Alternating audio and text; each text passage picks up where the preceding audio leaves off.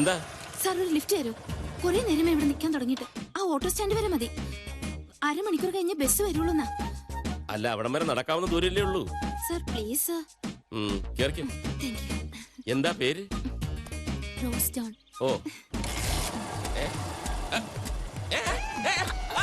ചവി ചവി ചവി.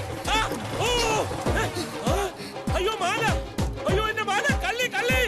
എന്റെ മാല പഠിച്ചോണ്ട് വന്നേ. എടി എടി നില്ലടി ഇവിടെ. കള്ളി നാട്ടുകാരെ, കള്ളി വരുന്നേ, കള്ളി കള്ളി. അവിടെ നിൽക്കാനാ പറഞ്ഞു, അവിടെ നിൽക്കാൻ. എന്നെ ഒന്ന് രക്ഷിക്കണം. എന്താ എന്താ ഉണ്ടായി? ഒരാള് അല്ലല്ല 3 പേരുണ്ട്. ആരവരൊക്കെ? അറിയില്ല. ഒന്ന് വണ്ടി വേഗം വിടും. ഒന്ന് വേഗം പോയിക്കോ. വേഗം വേഗം വേഗം. പേടിക്കാതിരിക്കൂ. വേഗം വേഗം. ഞാനില്ലേ കൂടെ. നിർത്തല്ല, വേഗം പോയിക്കോ. Hello, police station.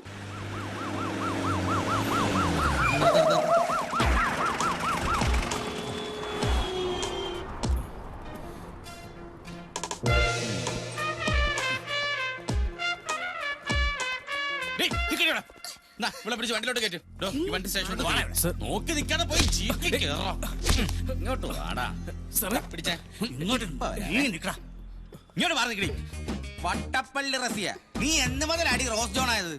ഒരു ചെറുപ്പക്കാരിയാണ് സാറിന്റെ മാല മോഷ്ടിച്ചെന്ന് പറഞ്ഞപ്പോഴേ എനിക്ക് മനസ്സിലായി അത് ഇവളായിരിക്കും. നീ ആരാടാ? ഇവളുടെ പാർട്ണറാ? അല്ല സർ, ഞാൻ നിരപരാധിയാണ് സർ. ആശുപത്രി കിടക്കുന്ന എന്റെ അമ്മാവനെ ഡിസ്ചാർജ് ചെയ്യിക്കാൻ വേണ്ടി വീട്ടിൽ നിന്ന് റേഷൻ കാർഡ് എടുത്ത് വരുന്ന വഴിക്ക് ഇവളെന്റെ വണ്ടി കയറിയതാണ് സർ. പറിച്ചെടുത്ത മാലയും തേടി. കർത്താവേ, നീ മാലയെങ്ങാനും വിഴുങ്ങിയോ? ഇല്ല സർ. ഓ, രക്ഷപ്പെട്ട്. വിഴുങ്ങിയിരുന്നെങ്കിൽ പഴക്കൊല്ലം മേടിച്ചെന്റെ കുടുംബം മുടിഞ്ഞാനെ. മാല എടുക്കണി.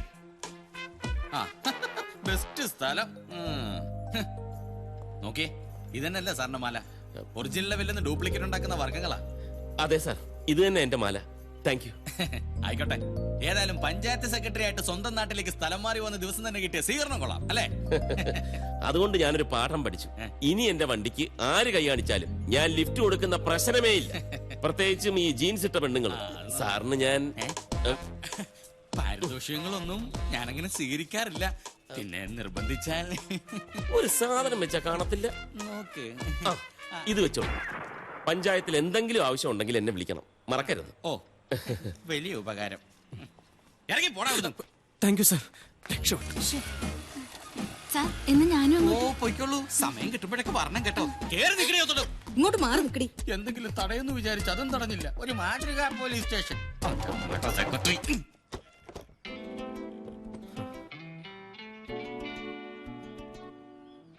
കൊള്ളാലോ. രാത്രി ടാക്കീസിന്റെ ഡോർ തുറന്നിട്ടാ ഇവിടെ ഇരുന്ന് സിനിമ കാണാം.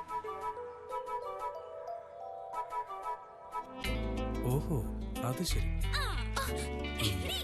നെയ്ബേഴ്സ് പ്രതീക്ഷിച്ച പോലെ അല്ല. തരാനല്ലേ പറഞ്ഞത്?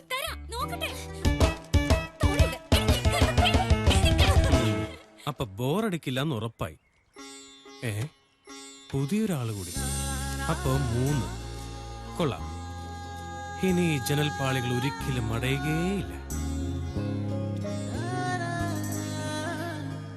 ഈ ഇടയായിട്ട് എന്റെ കാര്യത്തിൽ ഒരു ശ്രദ്ധയില്ലവന്. ഞാൻ സുഖമില്ലാത്ത ആളാണെന്നുള്ള ബോധം പോലും ഇവനില്ല. വാഷളൻ. എന്താ ഒറ്റയ്ക്കിരുന്ന് പറയുന്നത്? ഓ, ഒന്നും പറയണ്ട എന്റെ മോളെ. എന്നെ നോക്കാൻ കൊണ്ടുവന്നവരെ ഞാൻ നോക്കേണ്ട ഗതികേടില്ല. എന്തു പറ്റി? ഉണ്ണി ഇവിടെ? ഓ, അകത്തോട്ട് വെള്ളം ചൂടാക്കുക. ഒരു ഡാമിലെ വെള്ളം ചൂടാക്കേണ്ട സമയം കഴിഞ്ഞു. ഏത് നേരവും വിസ വിസ എന്നൊരു ചിന്ത അവനുള്ളു. അല്ല, ഇവരൊക്കെ ഗൾഫിൽ പോയിട്ട് എന്ത് ചെയ്യാനാ? അല്ല, ഇവിടെ വെള്ളം ചൂടാക്കാൻ ബുദ്ധിമുട്ടാണെങ്കിലും ഗൾഫിലെ അറബിയുടെ കക്കൂസ കഴുകാൻ ഒരു ബുദ്ധിമുട്ടുമില്ല. പോട്ടാശാനെ, പിള്ളേരല്ലേ. ആശാന്റെ കുളി കഴിഞ്ഞ് ഉണ്ണി ഒന്ന് ടാക്കസിലേക്ക് വിടണം. എന്തിനാ മോളെ? ഇന്ന് മുതൽ ടിക്കറ്റ് ചാർജ് കൂട്ടുവാ. പഴയത് മാറ്റി പുതിയതൊന്ന് എഴുതണം. ഇന്നലെ ഒരുത്തൻ ഏർപ്പാടാക്കിയതാ, അവൻ ഇതുവരെ വന്നില്ല. വിമലയാണെങ്കിൽ ഭയങ്കര ദേഷ്യത്തിലുവാ. മോള് പോയിക്കോ, ഞാൻ അവനെ പറഞ്ഞു വിട്ടേക്കാം. മറക്കല്ലേ ആശാനെ. ഇല്ല മോളെ, പോയിക്കോ. എന്നാ ഞാൻ പോട്ടെ. ഓ, ഉണ്ണിക്കിച്ചാ, എടാ ഉണ്ണിക്കിച്ചാ. വരുന്നു. വരുന്നത് ഇങ്ങോട്ട് വാടാ, ചൂടാക്കിയത് മതി.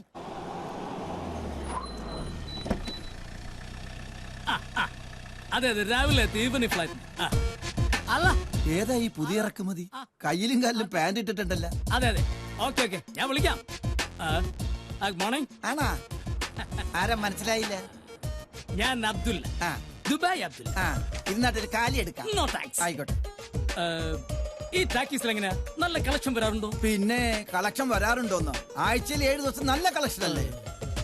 അല്ല, ടാക്കീസ് വിലക്ക് വാങ്ങാനും മറ്റോ വന്നാണോ? എങ്കിലും ഒരു കാര്യം ചെയ്യാം, നമുക്ക് മാറി ഇന്ന് സംസാരിക്കാം. അതെന്താ? ഇവിടുത്തെ നാട്ടുകാരത്ര ശരിയല്ല. എങ്കിൽ കമൺ കമൺ പാരപണി അതാ. മിസ്റ്റർ ഭരതൻ, ആ ഞാൻ ഈ ടാക്കീസ് വാങ്ങാൻ വന്ന ആളൊന്നും അല്ല. പിന്നെ ശരിക്കും പറഞ്ഞ ഞാനൊരു ഫിലിം ഡിസ്ട്രിബ്യൂട്ടറാണ്. മനസ്സിലായില്ല. പറയാം. അതായത് എന്റെ ഈ നാളത്രയുമുള്ള ഗൾഫ് സമ്പാദ്യം കൊണ്ട് ഞാനൊരു ചലച്ചിത്ര വിതരണ കമ്പനി തുടങ്ങാൻ വേണ്ടി പോവാ. അതായത് ദുബായ് റിലീസ്. നല്ല കാര്യം. ആദ്യം കൊച്ചു കൊച്ചു തമിഴ് പടങ്ങൾ എടുത്ത് വിതരണം ചെയ്യാനാണ് ഉദ്ദേശിക്കുന്നത്. അതിന്റെ ഭാഗമായിട്ട് കേരളത്തിലെ മുഴുവൻ തിയേറ്ററുകളും സഞ്ചരിച്ച് അവരുമായിട്ടൊരു ബന്ധം ഉണ്ടാക്കാനുള്ള ശ്രമത്തിലാണ്. ഈ ടാക്കീസില് പണ്ട് ടൈറ്റാനിക് സിനിമ കളിച്ചപ്പോ കപ്പലിന്റെ പകുതി ഭാഗം സ്ക്രീനിലും മറ്റേ പകുതി ഭാഗം കുഞ്ഞുണ്ണിയാസന്റെ മതിലേലും ആയിരുന്നു. അങ്ങനത്തെ തിയേറ്ററാണ് പടം കളിപ്പിക്കുന്നത്. ആട്ടെ, ഏതാ ആദ്യത്തെ സംരംഭം? എൻ പൊണ്ടാട്ടി അവനുക്ക് ലവർ. കൊള്ളാം. ഏ പടമാണല്ലേ? തമിഴ്നാട്ടിൽ തുടർച്ചയായി 365 ദിവസം ഓടി സൂപ്പർ ഹിറ്റായ സെക്സ് പടമാണ്. പക്ഷെ ഈ പടം ഇവിടെ കളിപ്പിക്കുന്നു എനിക്ക് തോന്നണില്ല. അത് നിങ്ങളാണോ തീരുമാനിക്കുന്നത്? അതെ. എങ്ങനെ? നിങ്ങൾ ഈ പടത്തിന്റെ പേരും പറഞ്ഞ് അവളന്മാരുടെ പടി ചവിട്ടിയാലുണ്ടല്ല, അവളന്മാരെ ചൂലെടുത്ത് നിങ്ങൾ അടിച്ചോടിക്കും. പിന്നെ നിങ്ങളുടെ പൊണ്ടാട്ടിക്ക് നിങ്ങളുണ്ടാവില്ല, നിങ്ങൾ വേറെ ലവർ അന്വേഷിക്കേണ്ടി വരും. ശരിക്കും? ശരിക്കും.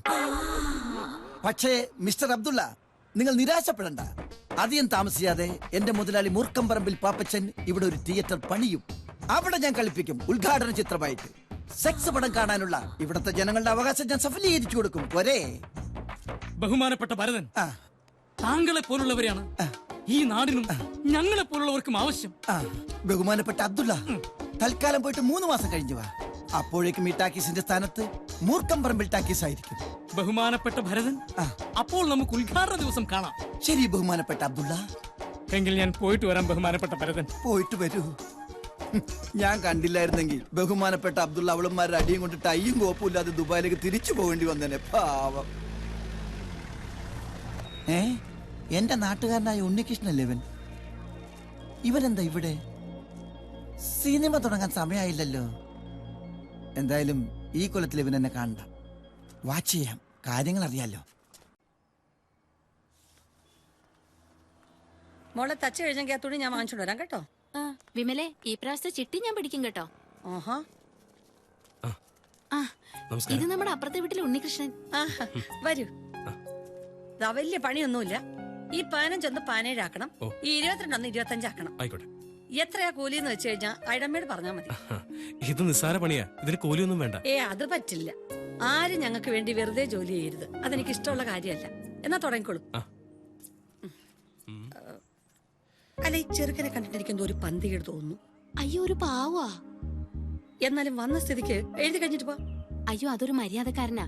അതിനെ നോക്കി നിന്നാലേ ബസ് അതിന്റെ പാട്ടിന് പോവും. വാ ഇങ്ങോട്ട്. ഇങ്ങോട്ട് വരാൻ. ഹലോ, കുറച്ച് മണ്ണെണ്ണ വേണമായിരുന്നു. ഇന്ന് 3 ആളെയും പരിചയപ്പെട്ടിട്ടുണ്ട് കാര്യം. മിക്കവാറും അവൾ ഇനിയും വരും. വെയിറ്റ് ചെയ്യാം. എന്താണെന്ന് കണ്ടുപിടിച്ചിട്ട് തന്നെ കാര്യം. മണ്ണെണ്ണ കുറച്ച് വേസ്റ്റ് തുണിയും കൂടെ. ഇതൊക്കെ പണിക്ക് വരുമ്പോ കൊണ്ടുവന്നൂടെ? അയ്യോ, ഞാൻ പണിക്കാരനൊന്നുമല്ല, നെയ്ബറാ. പേര് ഉണ്ണികൃഷ്ണൻ. ഞാൻ ചോദിച്ചില്ല. ഇനി വേറെ വല്ലതും വേണ്ടി വരുമോ ആവോ? വേണ്ടി വരും.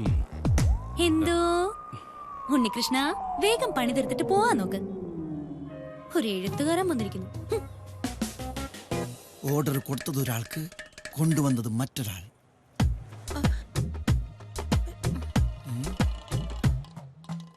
അകത്ത് പോയവളെ കാണുന്നില്ലല്ലോ. ഇനി ഇവൻ അകത്തേക്ക് ചെല്ലാൻ വേണ്ടിയാണോ വെയിറ്റിംഗ്? രണ്ടിലൊന്നറിഞ്ഞ എനിക്ക് പോകായിരുന്നു.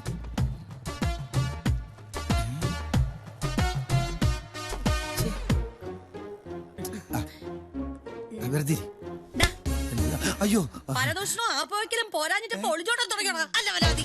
അയ്യോ അയ്യോ, എന്റെ കണ്ണിന് കണ്ണിന് മുളക് പൊടി പോയേ. ആരെങ്കിലും വെള്ളം ചായോ? ഫയർഫോഴ്സിനെ വിളിക്ക്. അയ്യോ, ഫയർഫോഴ്സിനെ വിളിക്കാൻ. പോകുന്ന പോക്ക് കണ്ടില്ലേ? നിലാവത്ത് അഴിച്ചുവിട്ട കോഴിയെ മാതിരി. കൊറേ നാളായി അവനോട്ടൊരെണ്ണം കൊടുക്കണോന്ന് വിചാരിച്ചിട്ട്. ഈ നാറിയാ നമ്മുടെ പോസ്റ്റൊക്കെ രാത്രിയിൽ വലിച്ചേറി കളയുന്നത്. ഏതായാലും കൊറേ കാലത്തേക്ക് അവന്റെ ശല്യം ഉണ്ടാവില്ല, ഉറപ്പാ. ബസ് കിട്ടാത്ത തിരിച്ചു വന്നത് അവന്റെ യോഗം. മുളക് യോഗം. ഡാ, എന്താ അവിടെ? മണ്ണെണ്ണ എടുക്കാനാ. എന്നാ കിട്ടിയേക്ക് പൊക്കൂടെ? ഓ, ദാണ്ടെ. നമുക്ക് വീട്ടിൽ പോയി ചായ നല്ല കടിയൊക്കെ കുടിച്ച് സ്വസ്ഥമായിട്ട് സംസാരിക്കാം. അത് വേണമെന്നില്ലേട്ടാ, ഇവിടെ വെച്ച് തന്നെ നമുക്ക് പറയാം. ശുഭകാര്യങ്ങളാണ്. അപ്പൊ പിന്നെ സ്വസ്ഥമായിട്ട് ഇരുന്ന് വേണമല്ലോ സംസാരിക്കാൻ. വേണ്ട, കമലാസൻ ചേട്ടൻ പറയുന്ന ഏത് കാര്യവും നടന്നോണ്ട് പറയാം. പറ. എന്നാ പിന്നെ പറയാല്ലേ? മിടുക്കൻ, അതിലുപരി ദൈവവിശ്വാസി, വിവാഹിതൻ, തന്റേതല്ലാത്ത കാരണങ്ങളാൽ ഒരു കുട്ടി ഉണ്ടായിപ്പോയി. അയ്യോ അത് കൊള്ളാലോ. നിയമപരമായി ബന്ധം വേർപെടുത്തി ഫ്രീ ആയിട്ട് ഇപ്പൊ 10 വർഷമായി. വിമല എന്ന് കേട്ടപ്പോ ഒറ്റ പിടുത്തവാ, പിന്നെ വിടുന്നേ ഇല്ല. എന്താ ചേട്ടാ, പിടിക്കാനായിട്ട് അയാളെ ഞാൻ കണ്ടിട്ട് പോലും ഇല്ല. ആര് പറഞ്ഞു കണ്ടിട്ടില്ലെന്ന്? കണ്ടിട്ടുണ്ട്. കഴിഞ്ഞ ആഴ്ച ടാക്കീസിൽ വന്നപ്പോ ഈ വിമലെ മതി വരുവോൾ അയാള് കണ്ടു. അത് പിന്നെ എനിക്കൊരു സ്വൈര്യവും തന്നിട്ടില്ല. എന്തുവാ ആലോചിക്കട്ടെ. പിന്നെ രണ്ടാം കെട്ടാണെങ്കിലും നിങ്ങൾ തമ്മിൽ നല്ല സിങ്കാണ്, ചേർച്ച. തിരുവമ്പാടി പാറമേക്കാവും പോലെ. തൽക്കാലം തിരുവമ്പാടി അവിടെയും പാറമേക്കാവ് ഇവിടെയായിട്ട് നിൽക്കട്ടെ കേട്ടോ. അല്ല പിന്നെ പോലെ പോയല്ലേ, അങ്ങനെ അങ്ങ് പോയാലോ? കമലാസ് ചേട്ടാ, ഒരുപാട് ജോലി ഉണ്ടെന്ന് ചെന്നാട്ടെ. എനിക്കങ്ങനെ പോകാൻ പറ്റുമോ? നിങ്ങൾ 4 ആളുടെ കാര്യത്തിൽ എനിക്കുണ്ട് ചില ഉത്തരവാദിത്വങ്ങളൊക്കെ അല്ലേ? പിന്നെ ഐഡമേ കുറച്ച് ഉത്തരവാദിത്തം എടുത്തേ. എന്താ വിമല ഇത്? ചേട്ടൻ കൊടുത്തു വിടട്ടെ. എന്നാ അത് എന്തോ ഇത് ചോദിച്ചാലും 10,000 10,000 ഒക്കെ ഇങ്ങനെ എടുത്ത് അങ്ങ് തരുവാ. വേണ്ടേ? അത് പിടിക്ക്. എന്നാലും അനുകൂലമായിട്ടൊരു മറുപടി. ഒരുപാട് സമയം കിടക്കല്ലേ ചേട്ടാ, തൽക്കാലം ചേട്ടൻ ചെന്നാട്ടെ. ദേ എന്നെ വാശി പിടിപ്പിക്കരുത് കേട്ടോ. കുറെ നാളായി ഞാൻ ഈ ടാക്കീസിൽ കയറി ഇറങ്ങാൻ തുടങ്ങിയിട്ട്. നിങ്ങൾ 4 പേരുടെയും കല്യാണം നടത്തിയിട്ട് ഈ കമലാസനൻ പളനി പോയി ഈ തലമുട്ടയടിക്കും. അയ്യോ ഇതിനകത്ത് ഇനി എന്തോന്ന് അടിക്കാൻ. എന്നാ പിന്നെ മീശ എടുക്കല്ലോ. ഇനിയിപ്പോ അയാളോട് ഞാൻ എന്തോ പറയും. ഈ പേരും പറഞ്ഞ് 4 ദിവസമായിട്ട് 4 ഫുൾ ചിക്കനും അടിച്ചിട്ട് നിക്കുക. അയ്യോ ഇതുങ്ങൾ എന്നെ കൊല്ലും.